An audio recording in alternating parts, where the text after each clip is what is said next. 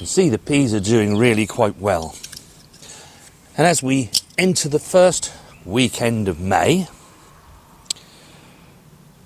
the temperatures are really quite sufficient now. These don't need the covers. In fact, the covers really weren't there for the warmth, but actually because April was so miserable and dull, cold, these actually benefited from this fleece being on them. It was really just there to keep the pigeons off originally, wasn't it? Because we always have trouble with pigeons on our peas. And it's done the job. It certainly has. Really has. Now, in today's video, we've got lots of jobs that we need to do. We did the tips for the month right at the beginning, and there was many on there, and many of them we need to do this weekend. It's a public holiday here in the UK, so we get an extra day, we get the Monday off. It's an ideal time to catch up on things that we probably didn't have really the weather with us to do back in April.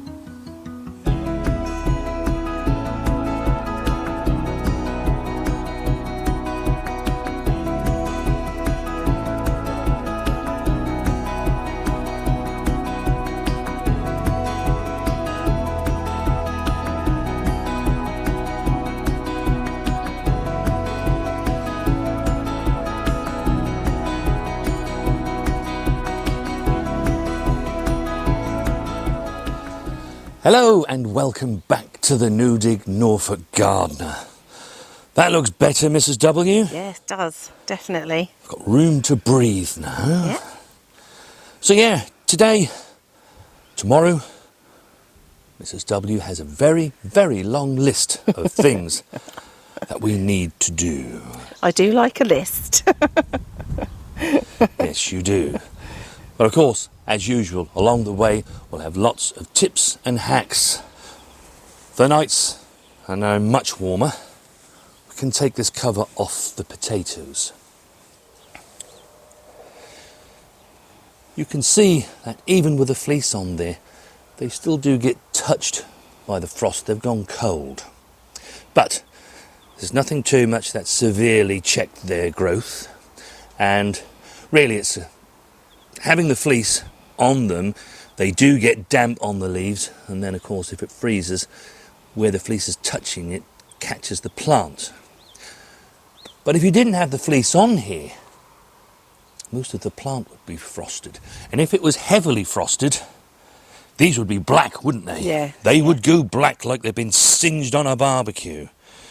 And then you know you are in severe trouble. But these, well, they're looking really quite good. And we don't need to worry about the chickens scratching around so much now because they're quite big plants now, aren't they? So that was the other reason we had the fleece on, wasn't it? So.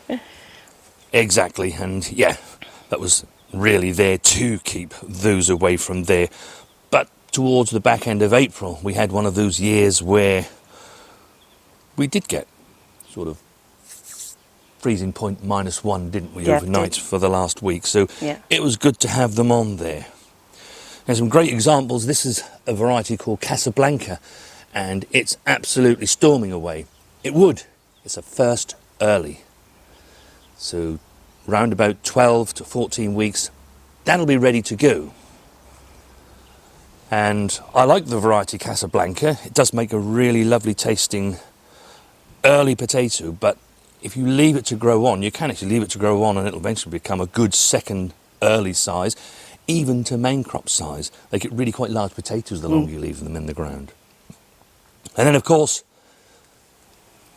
the Charlottes. The Charlottes. Yes. They are your favourites, aren't they, Mrs. I love W? The Charlottes. Yes, definitely.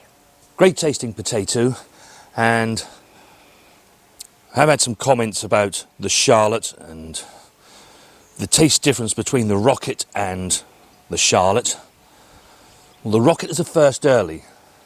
The Charlotte isn't. The Charlotte is a second early. It's going to be a minimum of 16 weeks before they'll be ready for a harvest. Yes, they do taste better than the Rocket. I've had better tasting potatoes than the Rocket. But what we do want to do is to have that really early harvest. I'm eating first early, new potatoes, now. And these, Casablanca, somewhere in June, first or second week in June, they'll be ready. So it's helping us to keep a continuity going. And I really value the taste of new potatoes this early in the year. The other thing is that we can remove the covers now from our onions.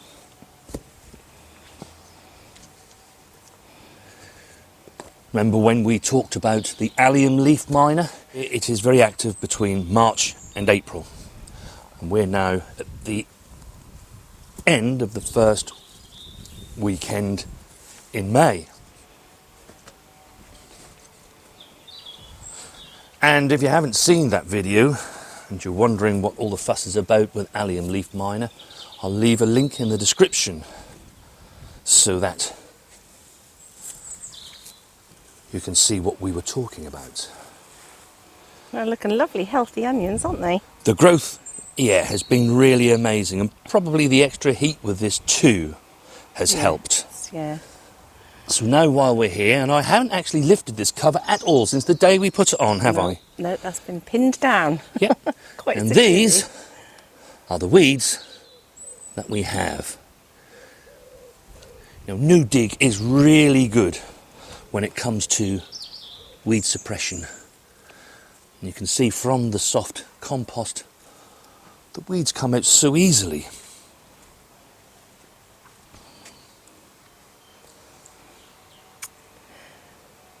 Lovely.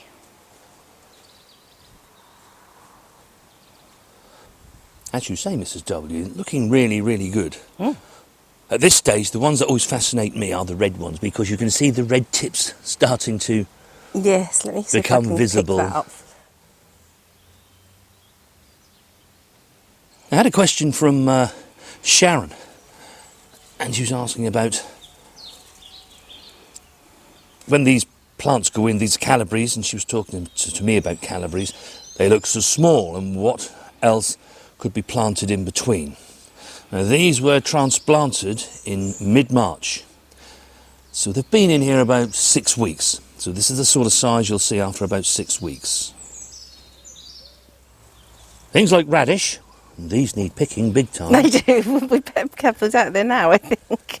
Yes, we'll need some for today, won't Yes, yeah, we're going to have a bit of a salad tonight, so that's nice. we? These grow really quickly, as you can see. And these actually went in here after those calibries were transplanted. So things like radish, a very quick growing lettuce, turnips, we've got some Tokyo cross in here. Yeah, they're starting to Yep. get some little ones on, aren't they? Lovely. Yeah, and yeah, I mean, you could harvest those now. We'll probably get them get a little larger. So yeah, things like that are ideal things just to drop in there, should you wish, and make use of the space while it's there. Because after about 6, 7, 8 weeks, they're going to be the size that we just saw, those calibries, and they'll now start to need that room. Do you really think I'd be that horrible to Mrs. W? We went half each. Thank you. Oh, Oh the my goodness. sweetness of that. That is so lovely. Oh, I want a whole bowl full of those now. We've got another one now starting to ripen, haven't we? So we will have some more. They're on their way.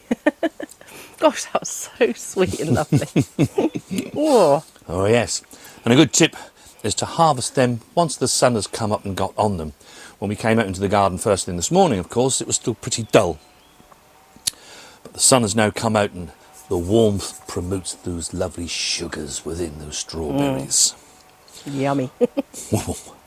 One of the top tips that we spoke about was to prepare undercover spaces.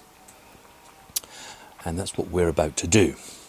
You can see here there's some green algae that's started to appear. That's natural. But when you are growing anything undercover, what you do want to do is to get the maximum light levels that you can to help these plants grow. So the first thing we're going to do is to give it a clean.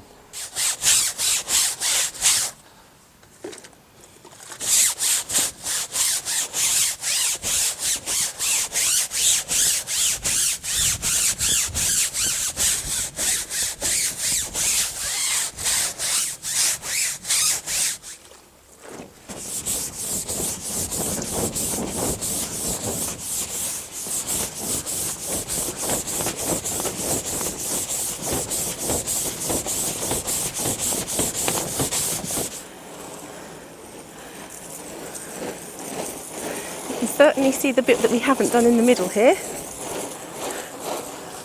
Still quite green, the rest is starting to look much better.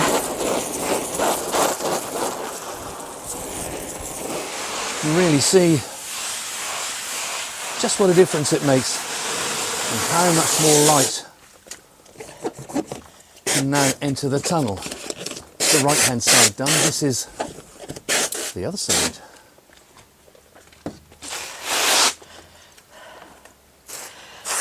Which we shall do next.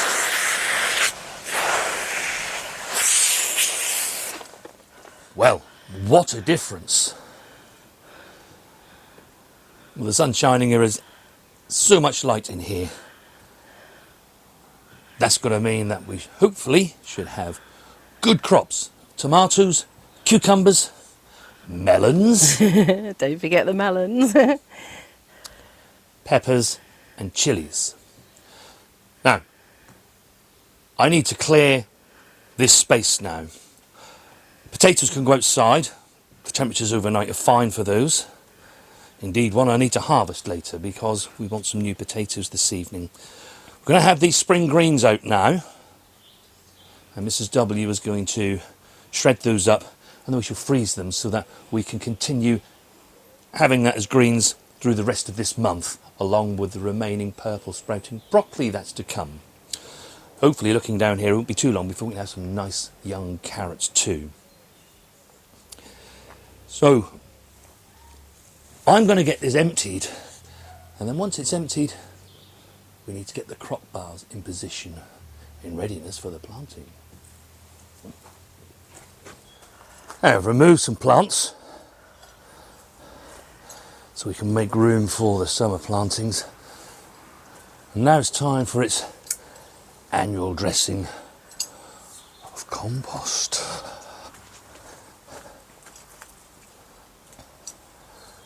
In this centre bed that I'm just sorting out now, this is where we're going to be putting on melons, isn't it, Mrs. W? Yes, it is. Yep. So, Yeah. and bear in mind that this polytunnel, it didn't receive anything because we'd put compost down here the previous year, and then the tunnel was set down on top of it. So,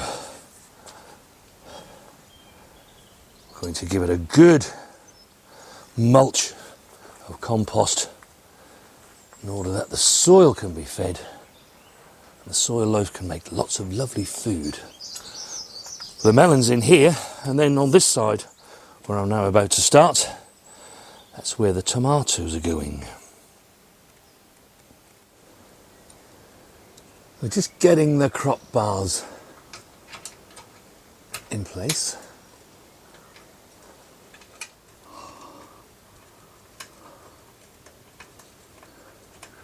You can feel them really tensioning.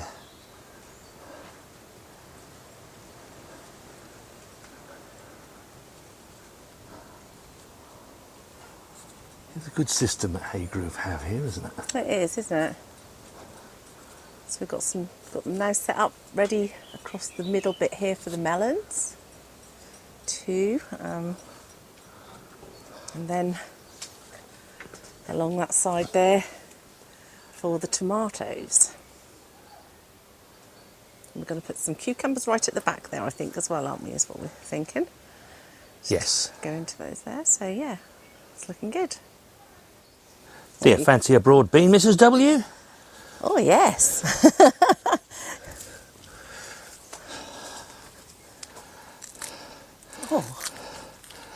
Oh, look at those beauties.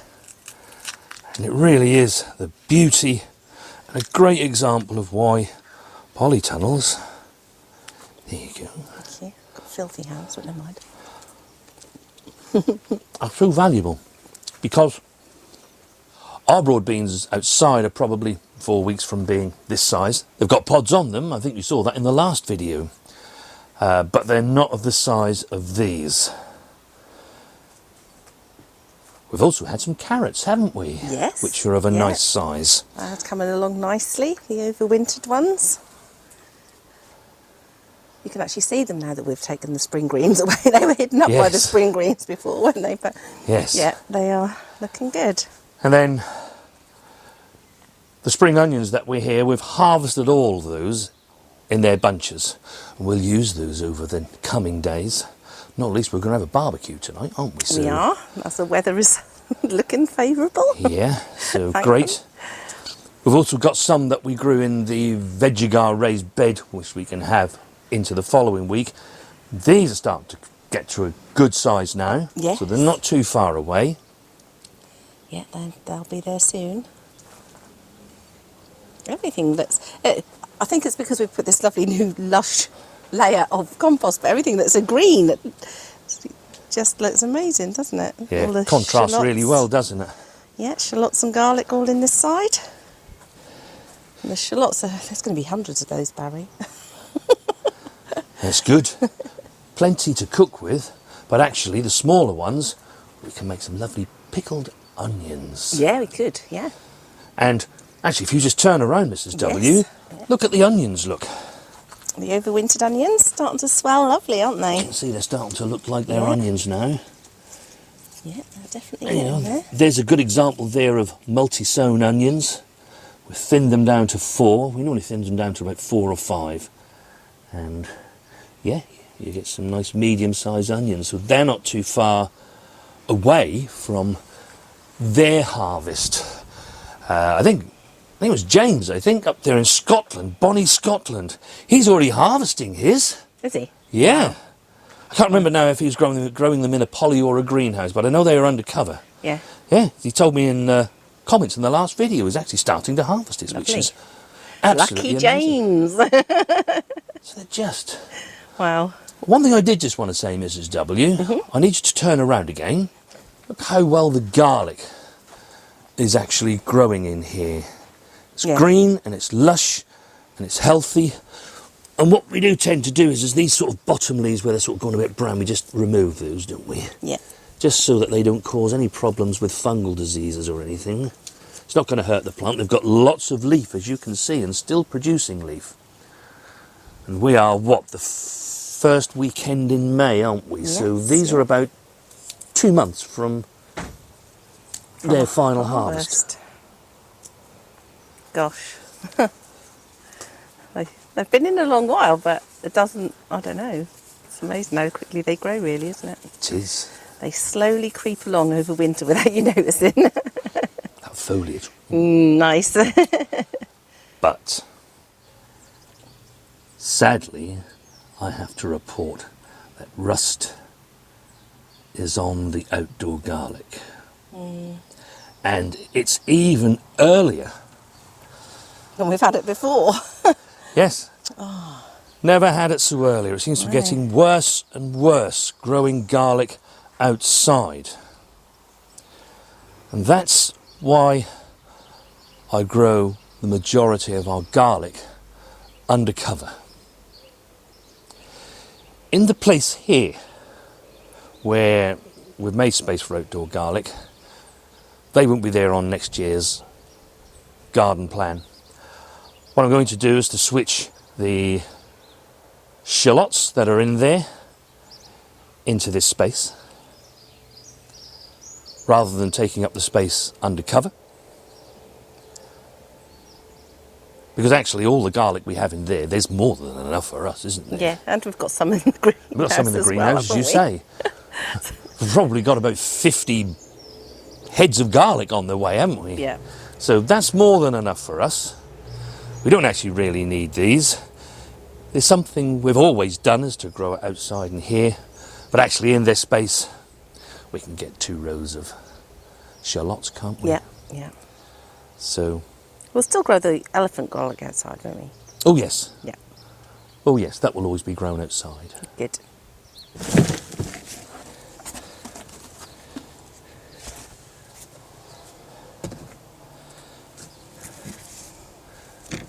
This is a 12-week-old tub. You can see the potatoes are considerably larger. I think there might be 3 meals from this one, Mrs. W. Lovely.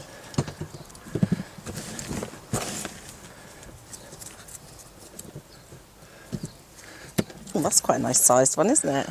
Oh yes. See what happens if you just wait a little bit longer, Barry. Yeah, but I tasted them the other week, didn't I? I had that lovely taste. And everyone now knows that I'm a man of my word, Mrs. W. I said I'd leave him for a further 2 weeks. You did.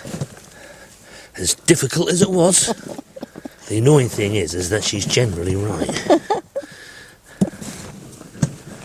Well, there's a lovely lot there, isn't there? Oh yes, and this was one that had 3 tubers in it.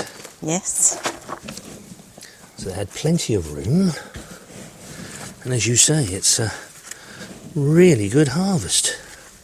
It's over 1,200 grams. Fantastic. So it's another nearly 300 grams they put on over that 2 weeks, wasn't it? Over 2 weeks, yeah. I've had a quite amazing day. Got lots done. The weather's been with us, which is always great. I've just lit the barbecue. And now, before I feed myself, I just have to feed the beast. Yeah. Do let us know in the comments what you've been up to over this holiday weekend. This is only part 1. There's more for us to do. But you'll find out all about that when we see you all again back here in our no-dig Norfolk garden on Thursday.